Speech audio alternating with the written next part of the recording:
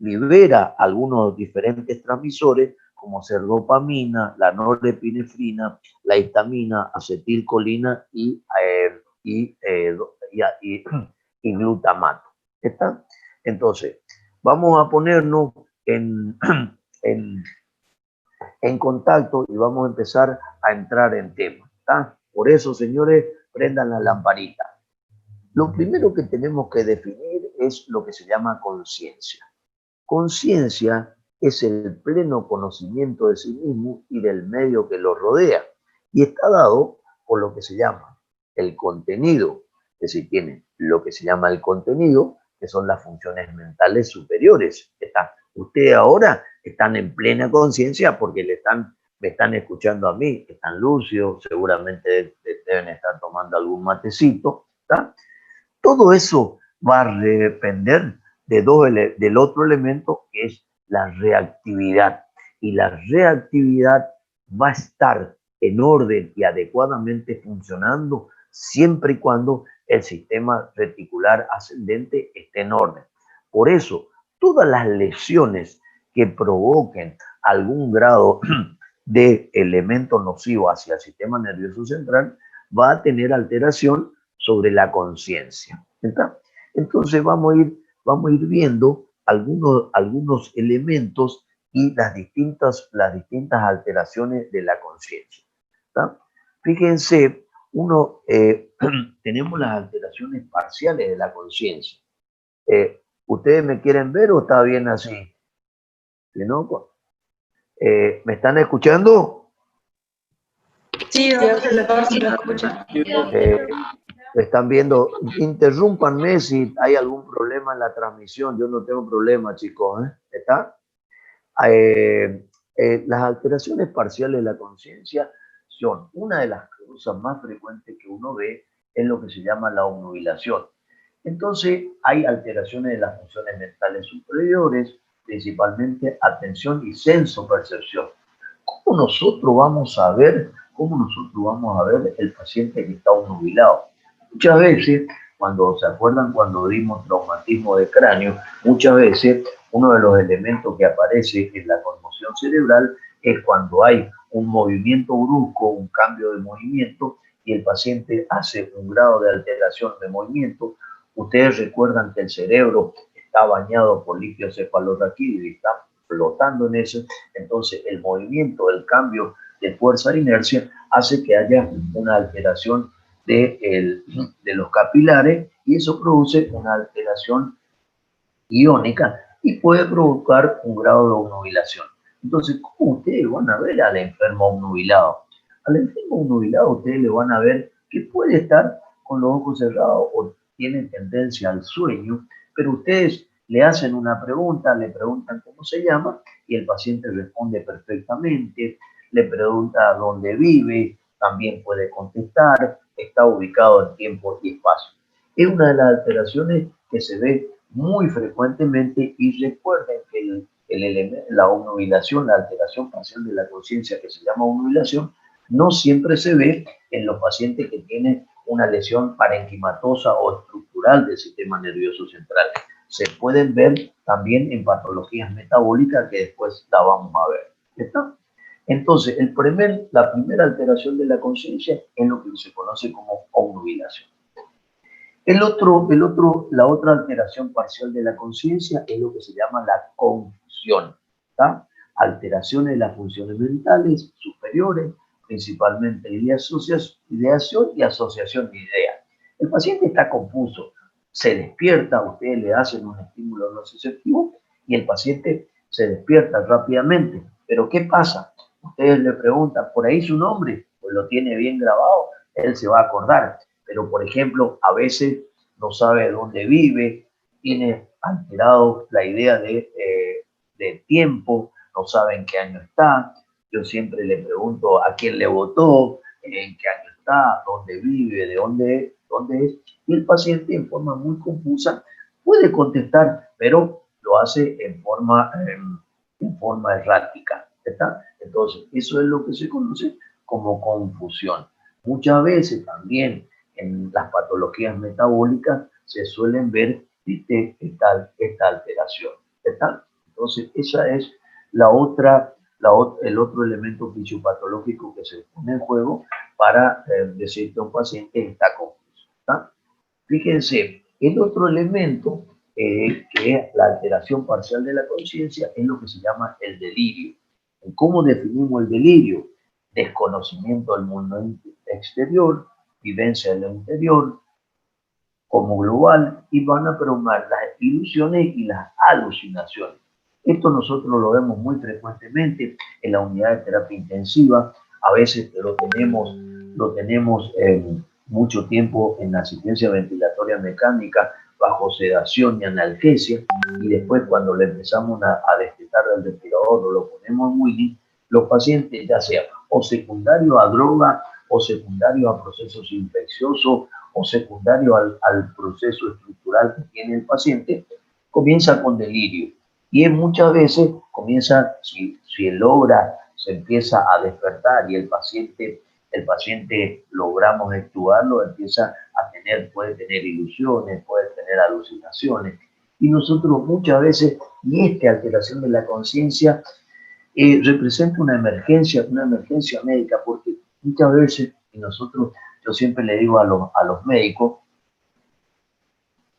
que a veces a mí me llaman en consulta y veo pacientes, por ejemplo, en un operatorio, y uno le pregunta y ve que el paciente tiene alucinaciones, tiene tendencia, quiere sacarse la sonda, se retira los drenajes, en forma inconsciente el paciente se arranca la sonda vesical, empieza a gritar y se pone.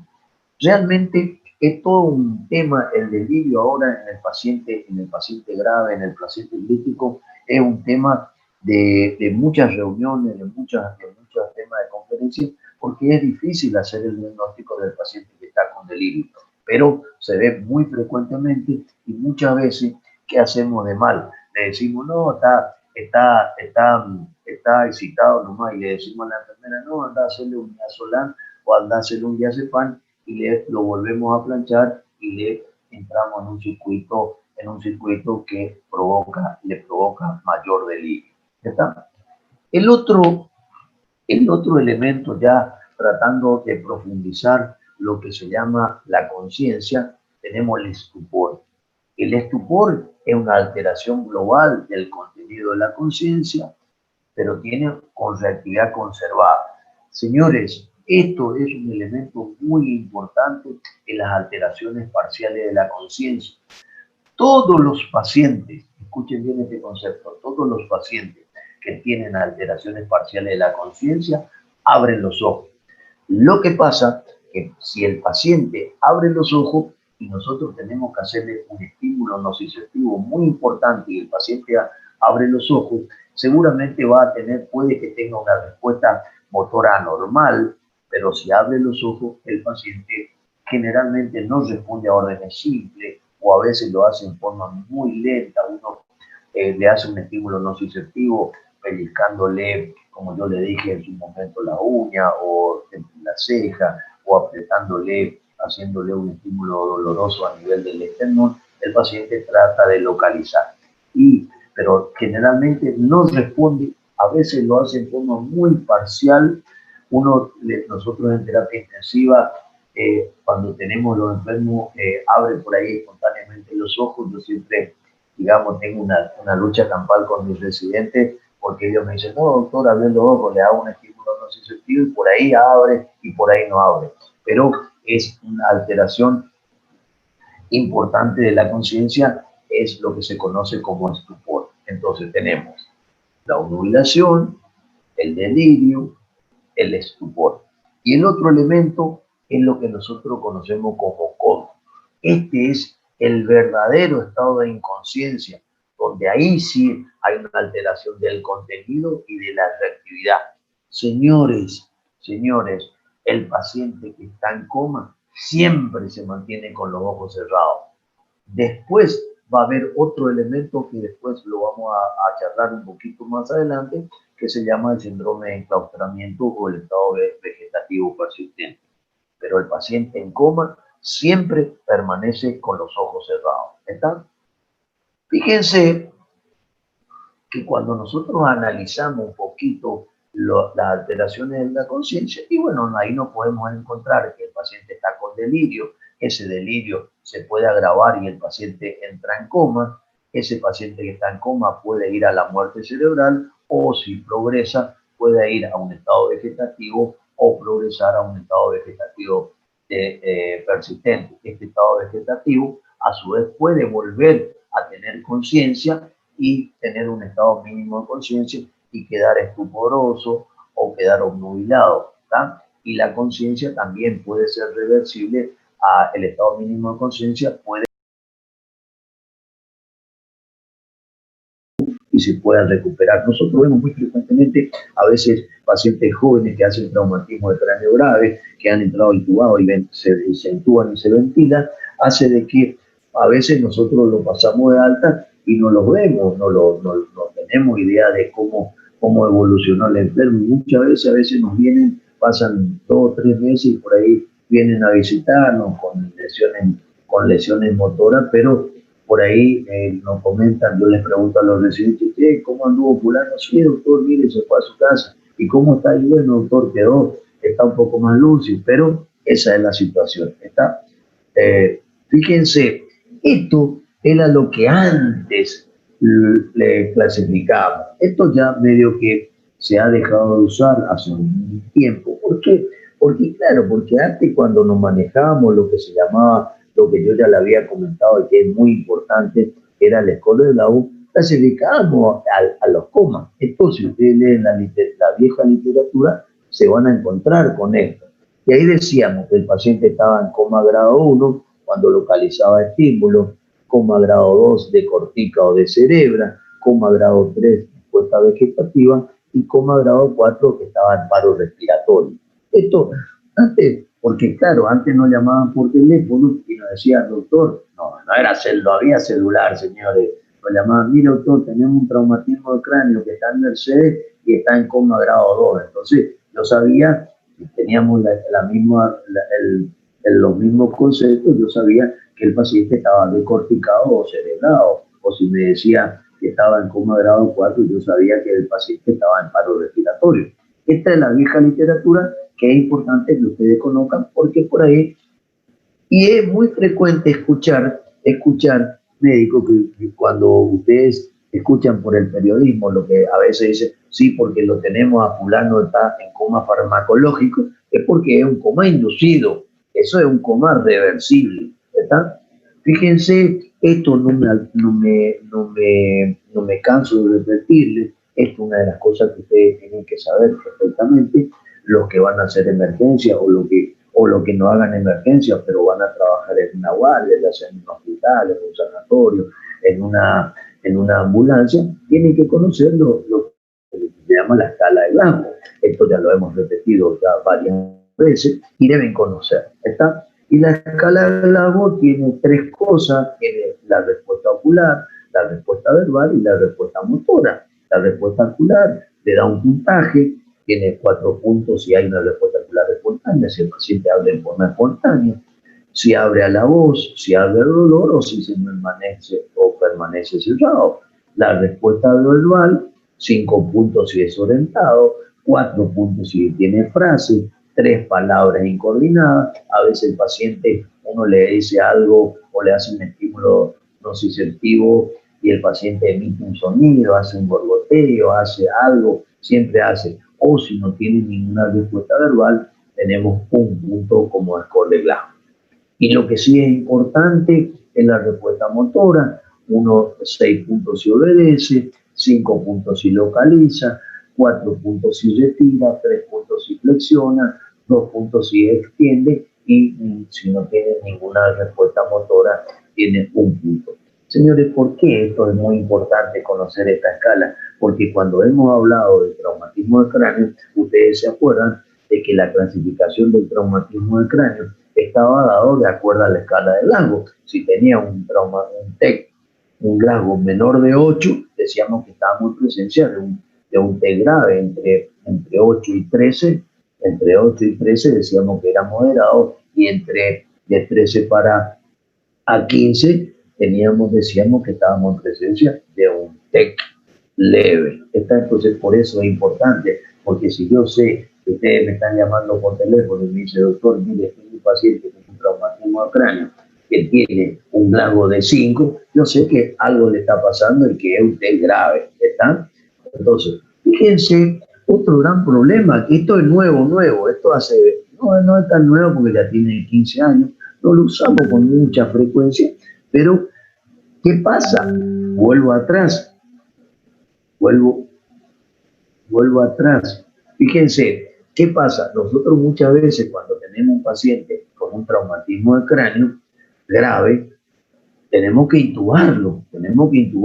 Entonces perdemos ya esta respuesta, la respuesta del VAR. Entonces solamente podemos localizar, podemos evaluar la respuesta motora y la respuesta ocular. Entonces tenemos 4 y 6, 10. Entonces podemos decir, cuando no evaluamos la respuesta verbal, decimos, bueno, tiene un GLAGO de 4 en 10 o tiene 8 en 15. Tenemos que siempre evaluar eso, qué es lo que notamos. Entonces, para los pacientes que están intubados, se creó una escala, la que se llama la escala de Ford. Y ahí evalúa dos cosas. Si el paciente está intubado, pero el tipo de respiración que tiene, entonces, si no está intubado y tiene una respiración regular, 4 puntos, no intubado, pero tiene una respiración de Cheyne-Stokes, 3 puntos, no intubado y el paciente tiene una respiración irregular, 2 puntos, si no está intubado, pero está en apnea, 0 puntos, intubado con respiración ventilatoria, esto evalúa la escala respiratoria 1 punto. Entonces, de acuerdo a esto, nosotros podemos decir, paciente no intubado, que está en apnea y tiene una escala respiratoria de 1, de 2, de 0. ¿Está? Entonces, eso es importante conocerlo, fundamentalmente para los pacientes que están intubados. Fíjense, otra cosa, cuando nosotros evaluamos el estado de conciencia, también parte del estado de conciencia y parte del contexto en el manejo de estos enfermos es evaluar la respiración, el patrón respiratorio, y es importante, y yo le voy a contar después por qué. Fíjense, ahí nosotros podemos tener, rápidamente, ustedes me pueden decir, mire doctor, tengo un paciente con un GLAGO de 10, pero está con respiración de Cheyne-Stokes. Entonces ahí tenemos la respiración normal, un paciente que tiene una frecuencia respiratoria entre 16 y 18, entonces podemos decir que está con una respiración normal, o puede estar taquipneico, puede tener una respiración normal, pero la frecuencia respiratoria está aumentado, es decir, eso es lo que se conoce como taquipnea, o que tenga una frecuencia respiratoria muy baja, 10, 12, entonces muchas veces, esos pacientes que están con bradipnea, uno tiene que intubarlo porque seguramente el intercambio gaseoso y la alteración ventilación-perfusión no va a ser la correcta. El otro elemento que ustedes búsquenlo, que también tiene toda una cosa muy interesante, es lo que se conoce como la respiración de Cheyne-Stokes. ¿Qué es la respiración de Cheyne-Stokes? Y la respiración de Cheyne-Stokes hace un patrón en el cual hace una respiración importante, respira, es decir, hace más o menos, se pone con una frecuencia durante unos minutos, una frecuencia muy alta, y después hace como un periodo de apnea y vuelve a tener frecuencia aumentada. Eso es lo que se conoce como respiración de Cheyne-Stokes. Es una respiración totalmente irregular. El otro gran problema que nosotros tenemos es lo que se conoce como la hiperventilación neurogénica central. Esto a nosotros nos da mucho dolor de cabeza.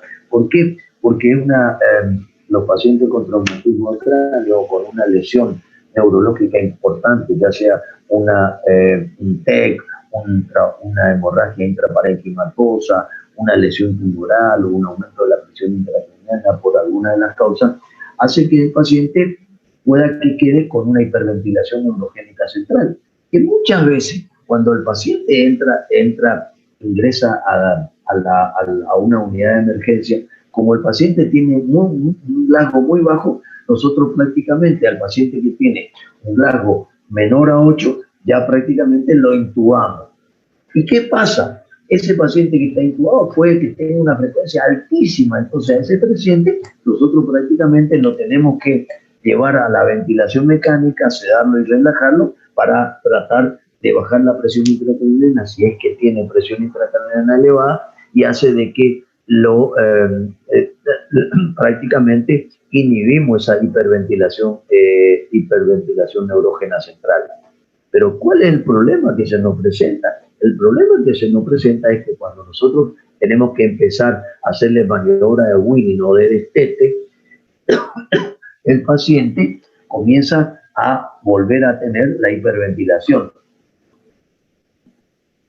Entonces da gran trabajo. El otro gran problema son las respiraciones aunépticas. ¿Qué significa esto? Que el paciente muchas veces está respirando bien. Tiene una respiración 15, 16, 18, está normal. Pero ¿qué hace? Hace apnea prolongada. Entonces ustedes tienen que mirar, estar ahí al lado del enfermo, observar cómo respira, qué tipo de patrón tiene. ¿Por qué? Porque si muchas veces el paciente hace una apnea muy prolongada, ese paciente debe ser intubado y probablemente debe ser ventilado o ver cuál es la causa que le está provocando la apnea. ¿Está? Fíjense, otra cosa que yo les digo es que cuando nosotros analizamos un paciente con alteraciones de la conciencia, tenemos que analizar las pupilas. Y ahí nos vamos a encontrar con una serie de cambios pupilares. Las pupilas isocóricas, que son reactivas, bueno, nos quedamos tranquilos, pero vamos a encontrarnos pupilas intermedias, pero que sean hiporreactivas, pupilas mióticas, hiporeactivas. Esto muchas veces, las pupilas mióticas hay que tenerlo muy, muy en cuenta, porque no todas las causas de los pacientes que responden o que tienen pupilas mióticas son tienen un componente estructural o estructural cerebral. Muchas veces las patologías que provocan alteraciones de la conciencia de causas metabólicas provocan pupilas mióticas, pero son hiporreactivas. Y la otra cosa que es muy importante son las pupilas midriáticas, que pueden estar midriáticas y que pueden ser arreactivas, es decir, que no reaccionan. Y la otra causa es la anisocoria. ¿Y por qué esto es importante? Yo siempre me acuerdo de un profesor de neurocirugía que era el jefe del servicio de neurocirugía del Hospital Escuela. Él venía, le miraba la pupila y miraba cómo respiraba y me decía: Carlito, no hay nada que hacerle, la lesión está en tal lugar. Y le muestro por qué, señor. Fíjense, hablando de la pupila, estos son la isocoria, están pupilas iguales, reactivas. Fíjense cómo se ven las pupilas midriáticas, cómo se ven las pupilas mióticas, están bien chiquititas y puntiformes, y cómo se ve la pupila cuando está en anisocoria. Puede estar una pupila, puede ser esta pupila, muchas veces puede estar intermedia, o esta pupila puede estar midriática. Esto es lo que se conoce como anisocoria. Y fíjense lo que me decía este gran neurocirujano. Cuando él le veía que el paciente tenía respiración apneumática y el paciente tenía pupilas midriáticas, él me decía: Carlito, la lesión está en el tronco. Entonces, si yo tengo un paciente que tiene pupilas midriáticas con respiración apneumática, la lesión, yo puedo evaluar que la lesión está en el tronco. Si yo tengo respiración neurógena central, hiperventila, pero pupilas mióticas y arreflécticas, yo puedo decir que el paciente tiene alteraciones de la conciencia o el compromiso cerebral está a nivel de la protuberancia. ¿Está? Si también tiene respiración de Cheyne-Stokes, puede estar inhibida, o si es normal y la corteza, de acuerdo al Glasgow, puede tener este tipo de alteración. Y si la pupila está isocórica y tiene un Glasgow de 15 en 15, el paciente no tiene ninguna lesión cerebral y hay que buscarle otras causas que provoquen alteraciones de la conciencia. Fíjense, esto ya lo habíamos hablado cuando hablamos de traumatismo del cráneo. Hay que evaluar los reflejos oculocefálicos y oculovestibulares y el reflejo corneal. Y vamos a tratar de hacer un poquito de memoria. Señores, cuando ustedes evalúan el reflejo oculovestibular, tienen que recordar de que lo primero que hay que hacer antes de realizar el reflejo oculovestibular, hay que asegurarnos de que tengamos la columna cervical totalmente indemne. ¿Está? Totalmente indemne. lo que hace de que si el paciente tiene un reflejo oculovestibular, quiere decir que el tallo encefálico está intacto y el paciente va a reaccionar con una desviación conjugada del ojo hacia el lado en el que el óculo vestibular es el que se inyectaba el agua, ¿está? Ahí ustedes ven, yo me equivoqué. El otro el óculo cefálico que movíamos la cabeza. Entonces, esto también se tiene que asegurar, ¿está? Y el óculo cefálico es lo que aparece, el ojo del tallo intacto dirigirá los ojos en la dirección opuesta a la que se gira la cabeza. En este caso, tengan cuidado de la indemnidad de la columna cervical. Si el paciente no mueve los ojos, estamos en presencia de lo que se llama ojo de muñeca, ¿está? Estamos en presencia de lo que conocemos como ojo de muñeca. Señores, esto muchas veces nosotros no hacemos habitualmente. ¿Por qué? Porque cuando examinamos los pacientes, ya sea en la guardia, claro, nosotros vemos que el enfermo muchas veces, al analizar estos enfermos, viene que el paciente tiene un GAGO menor a 8, lo intubamos, lo ventilamos, muchas veces tenemos que adaptarlo a la ventilación mecánica, entonces lo sedamos y lo relajamos. Entonces estos pacientes ya a veces ya perdemos el grado o la semiología de la conciencia. ¿Por qué? Porque es tan grave la lesión estructural que tiene el paciente que nosotros tenemos que tener o tenemos que realizar reanimación cerebral. Y para eso, si el paciente tiene un GAGO menor a 8, tenemos que intubar y ventilar. Seguramente, si está con una alteración en el patrón respiratorio, tenemos que sedar y relajar. Entonces perdemos todo este tipo de cosas o perdemos la semiología. Pero si a nosotros el paciente nos da el GLAGO para que se pueda realizar, estos pacientes de todos estos reflejos del óculo cefálico y el óculo vestibulares se tienen que realizar. Muchas veces nosotros nos podemos encontrar que no podemos realizar esto. Entonces, el otro reflejo que hay que realizar es lo que se conoce como el reflejo corneal. Y este sí es un reflejo muy importante que se desencadena haciendo contacto suave en la córnea con una gasita estéril, a veces un hilito. El paciente le toca y va a ver que tiene reflejo corneal, ¿está? Y ahí se produce el parpadeo y puede haber desviación del ojo hacia arriba y demuestra que el tallo encefálico está intacto. ¿Por qué nosotros hacemos todo esto? Porque todos estos reflejos a nosotros nos condicionan que fundamentalmente tener en cuenta o presente que estamos con un tallo encefálico normal o intacto. Entonces, el paciente muchas veces, cuando nosotros perdemos la semiología, podemos encontrarnos que podemos hacer este tipo de reflejo para saber la indemnidad del tronco. Lo perdemos la semiología. ¿Por qué? Porque yo muchas veces le digo, ¿qué GLAGO tienen? Y el residente me dice, no, doctor, no le podemos evaluar porque está sedado y relajado o está curarizado. Entonces, vos no le podés hacer un estímulo doloroso porque está bajo con relajante muscular. Entonces, ese paciente no va a movilizarse. Entonces, se pierde. Pero estas cosas no se pierden. El reflejo oculovestibular, el reflejo cefálico, y el reflejo corneal. Y las pupilas que tampoco se pierden. Fíjense, muchas veces nosotros nos podemos encontrar que no tenemos posibilidad de evaluar en forma coherente con la semiología habitual, la semiología que a uno está acostumbrado a hacer. Entonces, muchas veces nos encontramos pacientes que están con un traumatismo grave del cráneo, que han tenido una patología muy severa o del estado de conciencia, no sabemos cómo está el tronco. Entonces, hay lo que se llama potenciales evocados. Nosotros muy pocas veces hemos pedido hacer potenciales evocados. Y antes lo pedíamos. ¿Por qué lo pedíamos antes? ¿Por qué? Porque no teníamos la posibilidad de hacer resonancia. Fundamentalmente, ¿para qué? Porque la resonancia nosotros hoy nos permite hacer lo que se llama el diagnóstico de una patología fisiopatológica que tiene un contexto fisiopatológico muy especial que se llama el daño axonal difuso.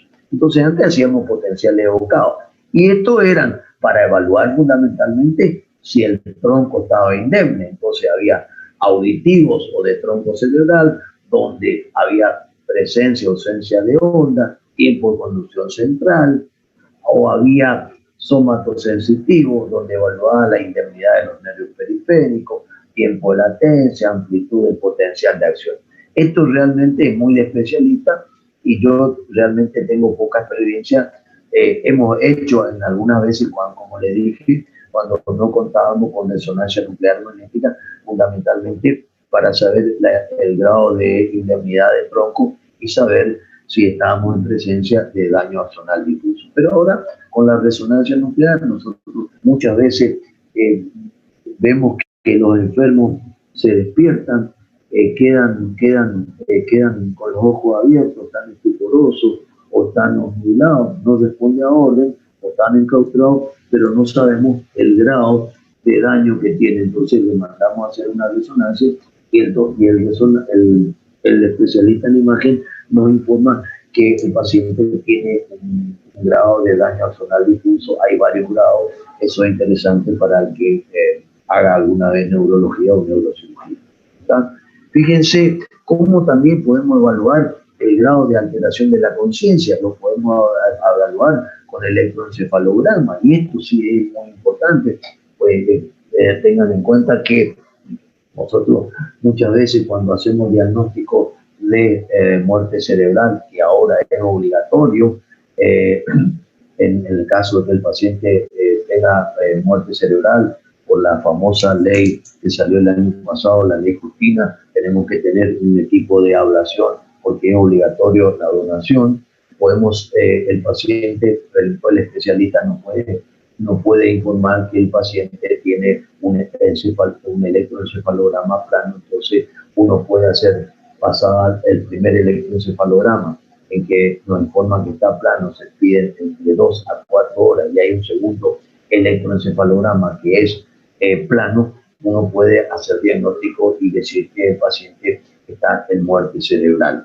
El otro elemento que nosotros usamos muy frecuentemente, estamos desde hace varios años atrás, es lo que se llama el Doppler transcraniano. Y el Doppler transcraniano a nosotros lo usamos mucho para ver, por ejemplo, flujo cerebral. Entonces a veces nosotros nos encontramos que el paciente no tiene flujo cerebral. Entonces, con el enfermo que no tiene flujo cerebral, nosotros podemos decir que el enfermo está en muerte cerebral. ¿Está? Pero también nos permite saber si el paciente tiene un hipoflujo cerebral o está con un hiperflujo cerebral. El hipoflujo cerebral, muchas veces nosotros lo evaluamos al enfermo que tiene alteración de la conciencia, que ha salido de una neurocirugía, por ejemplo, una aneurisma cerebral, y que el paciente tenga alguna alteración de la conciencia, entonces le podemos hacer Doppler transcraniano y vemos que está o con hipoflujo generalmente, que puede ser secundario a un vasospasmo o secundario a una isquemia cerebral por alteraciones del flujo cerebral producidas por la cirugía. La otra cosa que también está descrita es la osimetría cerebral. Nosotros lo único que hacemos para evaluar el consumo de oxígeno cerebral es hacer la medición, le ponemos un catéter en la yugular y en vez de mandarle hacia abajo, hacia la aurícula derecha, se lo mandamos hacia arriba y tratamos de medir saturación. Es lo que se llama la SAYO, la saturación venosa oxígeno a nivel de la yugular. La polisomnografía, nosotros no tenemos ningún tipo de experiencia, y PET acá en Corrientes no hay. ¿Está? Así que, ¿y por qué a veces también es importante cuando evaluamos la conciencia de los enfermos? ¿Por qué? Porque podemos también, el paciente, si tiene un grado de recuperación que se llama grado 1, porque se murió, si tiene un grado de 2, tiene una secuela grave, si tiene un grado de 3, secuela moderada, si tiene un grado de 4, secuela leve, y si tiene un grado de 5, tiene sin secuela, pero esto es lo que se llama escala de Glasgow de recuperación, que es distinto a lo que nosotros conocemos para evaluar el traumatismo al cráneo o la otra patología que tienen alteraciones de la conciencia. Otra cosa, ¿y por qué es importante evaluar el estado de conciencia? ¿Por qué? Porque nosotros estamos obligados a hacer diagnóstico de muerte cerebral. ¿Y cómo hacíamos antes? Ahora, claro, le podemos hacer el electroencefalograma o podemos hacer el ecodoppler transcraniano. Pero antes hacíamos lo que se llamaba, le desconectábamos el respirador y veíamos si el paciente estaba en apnea, nosotros decíamos que el paciente estaba en paro respiratorio. Si no tenía ausencia de reflejo del tronco cerebral, si el paciente le estimulábamos, por ejemplo, le poníamos un catetercito para aspirar las secreciones y veíamos que no tosían, también podíamos decir, o la presencia de sudoración profunda, taquicardia o disautonomía, tiene disautonomía, sudoración, taquicardia, hipertensión, hipotensión, nosotros podemos decir que el paciente tenía una alteración del tronco cerebral.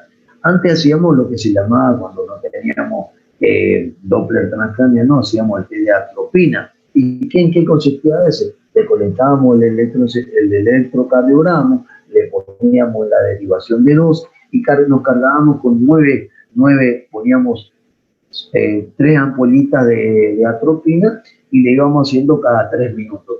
Ustedes saben que la atropina le va a taquicardizar, ¿está? Entonces veíamos, le hacíamos una de 2 de control y veíamos que el paciente, supónganse, tenía 60. Si el paciente a los 3 minutos que le inyectábamos la atropina no respondía, no se taquicardizaba, le hacíamos a los 3, a los 6, a los 9 y veíamos que siempre la frecuencia cardíaca del paciente se mantenía siempre baja o dentro o con una frecuencia dentro de lo aceptable. Pero ese paciente tenía un test de atropina negativo. Lo mismo hacíamos el test de el electroencefalograma y teníamos 2 determinaciones. Ahora acá se cambió la ley, yo creo que ahora es con 4 horas de diferencia entre 4 y 6, pero generalmente como es de recurso obligatorio, el enfermo se le debe hacer un electroencefalograma. Podríamos hacer una angiografía de los 4 vasos y veíamos que el paciente no tiene flujo cerebral, entonces con todo esto podíamos hacer la alteración más profunda de la conciencia, es lo que se llama la muerte cerebral. Esto es denuncia obligatoria, hay multa o puede haber inhibición profesional. El otro temita que tenemos que hablar un poquito es lo que se conoce como el estado vegetativo, en el cual hay una alteración de la aferentización, el paciente mira pero no ve, oye pero no escucha, sinónimo es el coma vigil, síndrome apálico, mutismo akinético. El paciente está vegetativo, uno lo ve que abre los ojos, pero no le escucha, uno le abre y está con el paciente ojo abierto. A veces pueden estar en estado vegetativo mucho tiempo. El otro alteración de la conciencia es lo que se llama el síndrome de enclaustramiento, en el cual hay una alteración de la aferentización.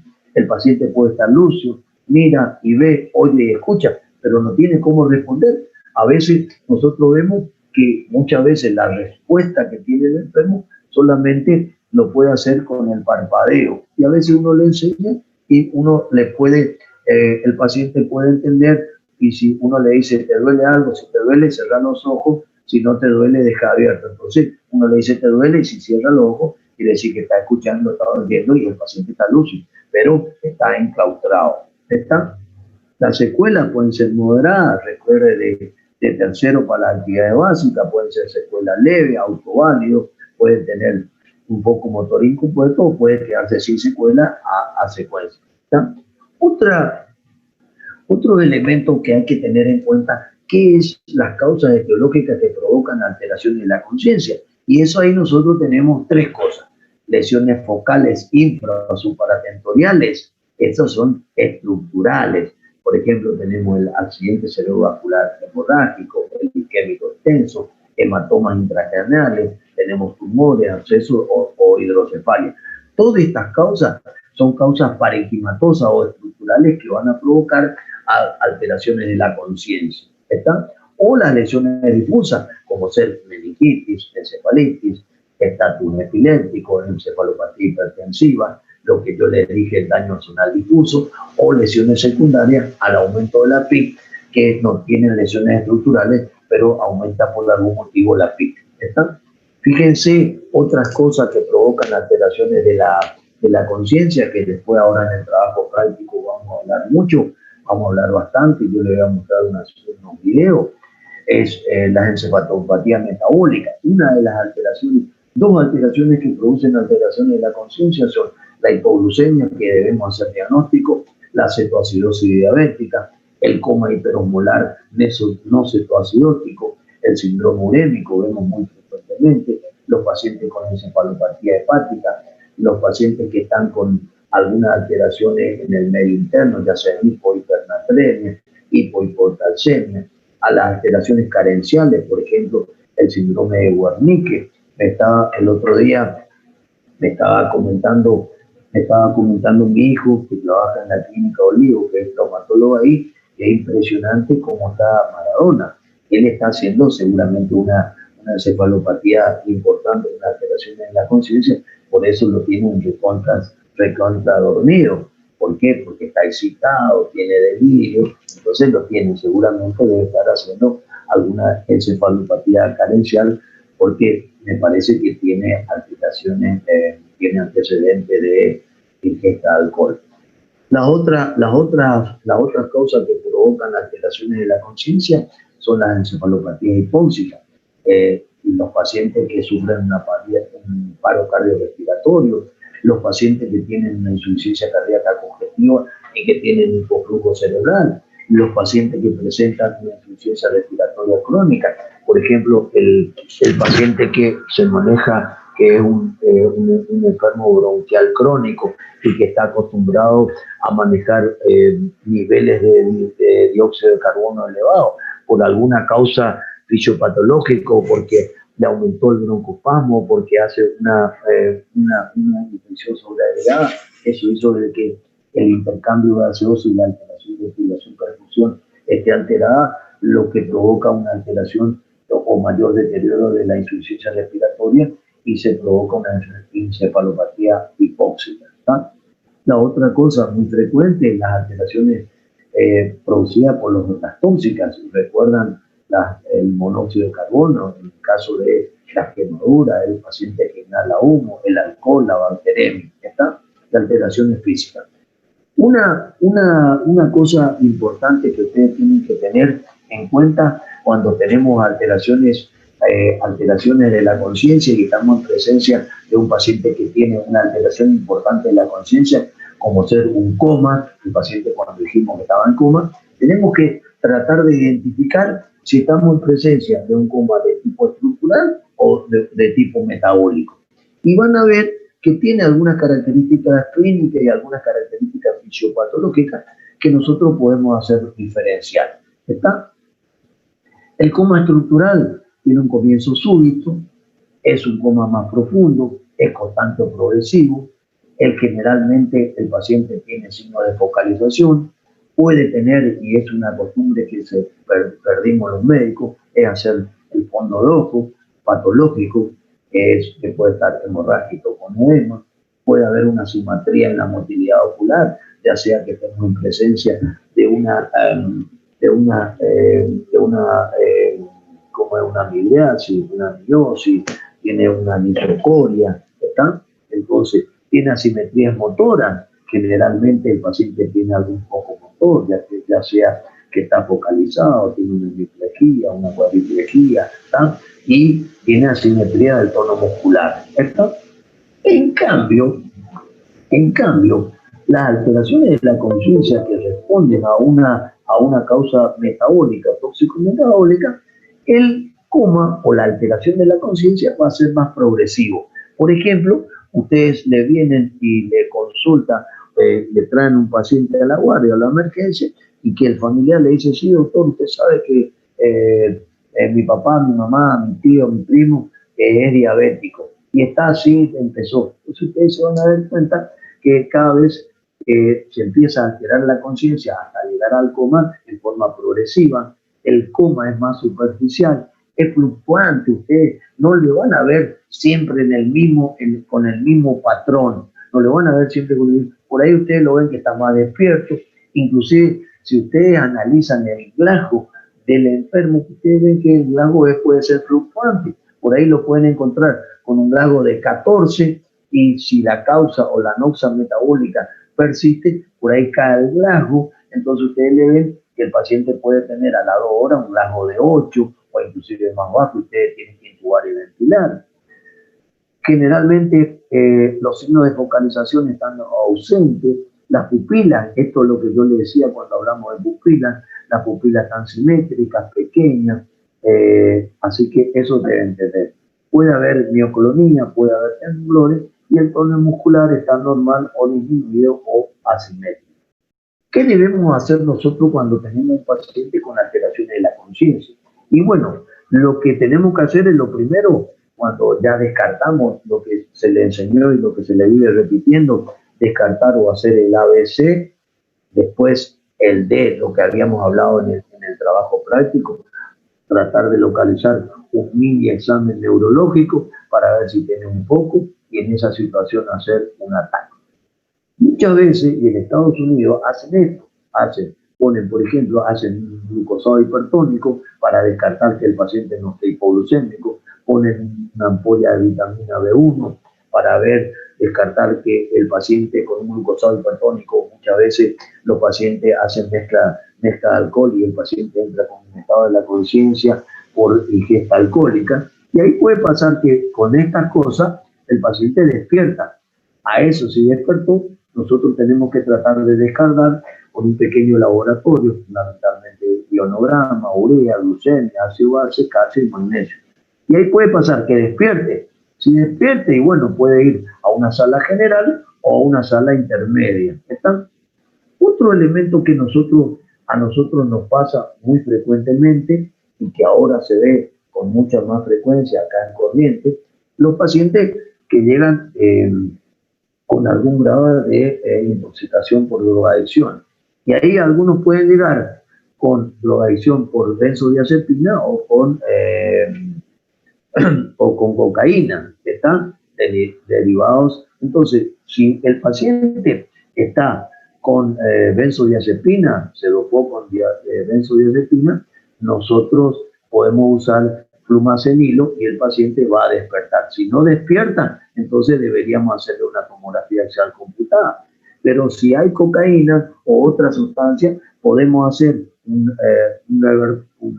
reversor que es la naloxona y sigue el mismo camino. Si no despierta, tac, y si sigue no despierta, ese paciente debe ingresar a la unidad de terapia intensiva. ¿Qué vamos a hacer con los enfermos que tienen alteraciones de la conciencia? Primero colocar la cabecera entre 0 y 30 grados. Eso permite mantener una presión de perfusión cerebral óptima. Recuerdan la curva de autorregulación que yo les expliqué en la clase de traumatismo al cráneo. Hay que tratar de darle una alimentación precoz, fundamentalmente ya sea con una alimentación precoz enteral preferentemente, con una sonda K108, una sonda gastroenteral, tratar de mantenerlo lo más normotérmico posible. Muchas veces estos pacientes con alteraciones de la conciencia tienen lesiones de tronco y están muy hipertérmicos, entonces hay que bajarle, ya sea o con antipirético o con medios físicos. ¿Está?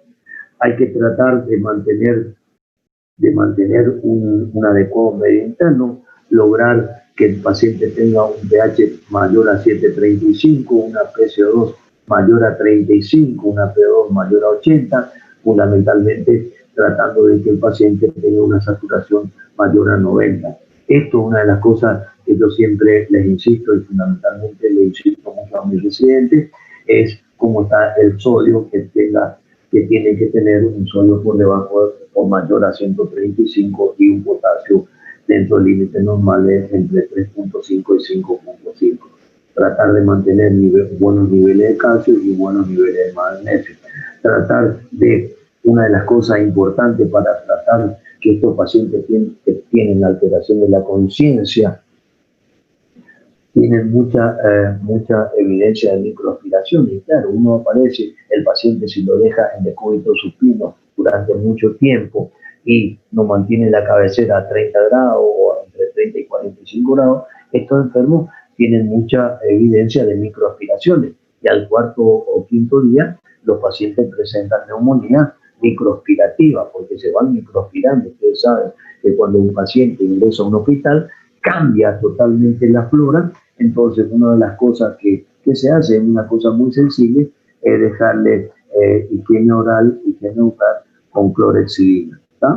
Fíjense otras medidas, lágrimas artificiales o ungüento. Hay que tener mucho en cuenta que los pacientes que tienen alteraciones de la conciencia pueden permanecer con los ojos abiertos, entonces hay que proteger los ojos, colchón neumático o de agua para evitar la escara, de cambios de decúbito en forma frecuente, prevención de la trombosis venosa profunda, insistir con la abstinencia respiratoria y la movilización pasiva de todo enfermo.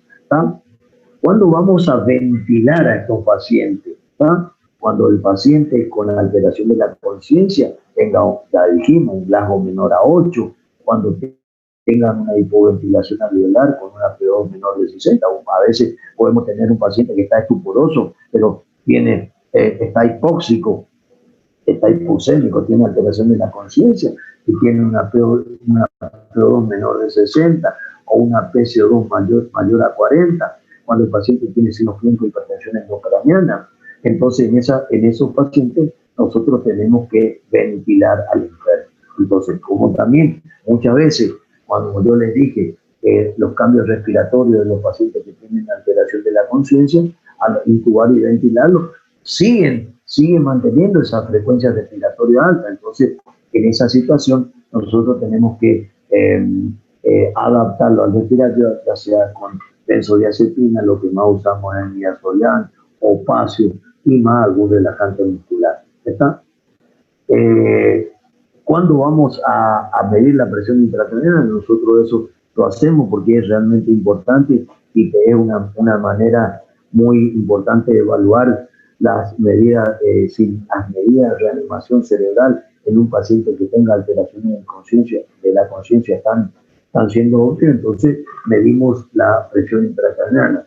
Entonces medimos eso ante la presunción de la hipertensión endocraniana o la patología base, o si estamos en presencia de alteraciones de la conciencia, el paciente tiene coma postoperatorio de neurocirugía. Hasta acá llegamos, señores. Yo una vez le pregunté a un viejo médico y me dijo, ¿cuál es la mejor medicina? Y él me dijo, doctor, la mejor medicina, amor y cuidado. Señores, y si eso no alcanza, entonces él se rió y me dijo, hay que aumentar la dosis. No se olvida. Hay que tener en cuenta que hay problemas éticos, hay que tener los actitudes de equipo terapéutico frente al paciente en coma. Hay que estar muy atento a los pacientes que tienen síndrome de enclaustramiento o muerte cerebral. ¿Está? Y recuerden que los mejores 8 doctores no son los médicos, los supermédicos, son el descanso, la luz del sol, el ejercicio, la alimentación daño, la autoestima, señores, besos, abrazos y amigos. ¿Está? Y recuerden, yo algo que le digo siempre a mis residentes, la mente es como un paracaídas, no sirve si no se abre, señores. Las conclusiones son que la evaluación y el manejo del paciente con alteraciones de la conciencia constituyen un verdadero desafío clínico en la emergencia y un continuo de alteraciones muy variadas en presentación y evolución que van de la respuesta normal a la no respuesta. Muchas gracias. ¿Preguntas? Ahí tienen la bibliografía de lo que ustedes pueden leer. Este es un libro muy interesante que ya les había comentado, el Pluney-Posner, también manejo inicial de los pacientes politraumatizados, el Tisdale y Jennett, esto también que habla de esto. Acá también tiene una serie de páginas, si que la pueden entrar y que pueden saber que estamos con alteraciones de la conciencia. ¿Ah? ¿Alguna pregunta? Sí, doctor. Sí, hija, escucho. Yo tengo una pregunta. En el coma, cuando tenemos una encefalopatía hepática, que dijo que es progresivo, que es un coma metabólico. Mira, Cuando nosotros vemos, ¿no es cierto? O sea, observamos que esta paciente está entrando en un coma, ¿hay una forma de poder detener o cómo es la medida para que no se profundice, digamos, Mira, el tema es el siguiente. En el coma hepático, fundamentalmente, es un coma metabólico. ¿Y qué es lo que pasa en el coma hepático? En el coma hepático, fundamentalmente, hay una serie de presencia de algunos receptores, de algunos aminoácidos, fundamentalmente aminoácidos aromáticos. Aumenta la presencia de aminoácidos, fundamentalmente el triptofano, y ese aumento de los aminoácidos, de los aminoácidos aromáticos, son lo que va a permitir o lo que va a hacer de que el paciente deteriore el cuadro encefalopático. El cuadro del coma, la alteración de la conciencia en los pacientes con encefalopatía hepática se ven fundamentalmente de dos maneras. Cuando realmente el paciente está con una alteración de la función hepática muy alterada, cuando por ejemplo los pacientes permanecen con valores de bilirrubina muy alta, cuando los pacientes tienen valores de albúmina muy baja. Recuerden que el hígado tiene tres funciones: la función de síntesis, la función de absorción o metabolización y la absorción de formar vitaminas. ¿Está? Y entonces empiezan a tener trastorno de coagulación, porque recuerden que hay vitaminas que son vitaminas K dependientes, que se forman en el hígado, ¿está? Son vitaminas vitaminas K dependientes. Eso hacen de que el paciente con alteraciones en la función hepática tenga alteraciones de coagulación. Entonces a veces pueden hacer microsangrados. Tienen alteración en el sistema renina-angiotensina, se aumenta la cantidad de aldosterona, entonces muchas veces hay que darle espironolactona para inhibir la retención de sodio. Entonces muchas veces estos pacientes con insuficiencia hepática pueden tener una hiponatremia. Después, más adelante, si quieren, yo les hablo de hiponatremia. Pueden tener una hiponatremia con lo que se conoce con volumen extracelular aumentado. Entonces, la alteración de la conciencia es multifactorial, ya sea por la presencia del aumento de receptores. Hay algunas otras cosas nuevas que interesantes, que también se ha descrito como algunos nuevos neurotransmisores que aparecen en la insuficiencia hepática y que hacen de que el paciente tenga mayor alteración de la conciencia. Entonces, es todo multifactorial, pero fundamentalmente para tratar de mejorar la alteración de la conciencia en el paciente con alteración hepática, hay que tratar la causa etiológica que provocó. Muchas veces una ictericia obstructiva, que es tanto el grado de obstrucción secundaria, por ejemplo, a un tumor de Klatskin que está comprimiendo las vías biliares. Entonces el paciente en forma progresiva empieza a aumentar su bilirrubina. Nosotros hemos visto pacientes con bilirrubina altísima y que entran en coma, están prácticamente naranja los pacientes, y eso hacen alteración. Ahora, hay que tratar las causas fisiopatológicas o las causas que provocó la insuficiencia hepática, ¿está? Se le hace algunas cosas, se le puede dar, hay que tener, muchas veces los pacientes con alteraciones o encefalopatía hepática pueden hacer hipoglucemias. Entonces, esos pacientes hay que controlar estrictamente que la alteración del metabolismo de la glucosa no esté alterado, lo que hace que el paciente tenga alteración de la conciencia. El manejo del trastorno de la conciencia en los pacientes con encefalopatía hepática es multifactorial. Así que no sé si fue suficiente la respuesta, hija. Sí, doctor, muchas gracias. ¿Alguna otra pregunta, chicos? Bueno, son clavado